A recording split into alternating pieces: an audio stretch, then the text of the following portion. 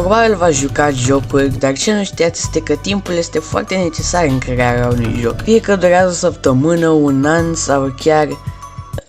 Da, ați văzut titlul, vom face un joc în 10 secunde, 10 minute și o oră. Dar prima dată trebuie să facem un joc în 10 secunde, numărul de secunde în care am făcut acest joc de aici și numărul de câte secunde reziști trumpa. Deci în acest short am făcut un joc în 10 secunde și nu cred că mai are rost să zic ceva, hai să ne uităm. Uitați-vă la toți acești youtuberi care încearcă să facă un joc într-o săptămână, o zi și chiar și o oră. Dar nimeni nu a încercat vreodată să facă un joc în doar 10 secunde. Așa că eu voi fi primul persoană care o să facă așa ceva. Strategia mea este să fac un clicker game, pentru că, da, ok, 3, 2, 1... Oh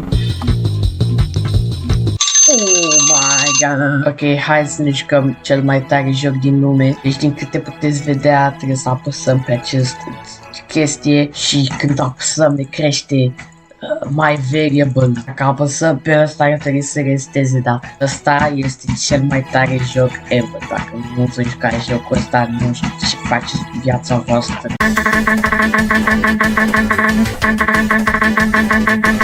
Pentru jocul de 10 minute nu am făcut atât de multe, am făcut jocul un pic mai smooth. În primele secunde am dat speedrun la un background pe care aș putea să-l folosesc și apoi am adorat săbii care dau mai mult damage, ca atare primiți mai mulți bani. Pe lângă asta am făcut banii să arate mai frumos, am adorat un shop și o animație pentru omul ăsta verde atunci când îl lovești.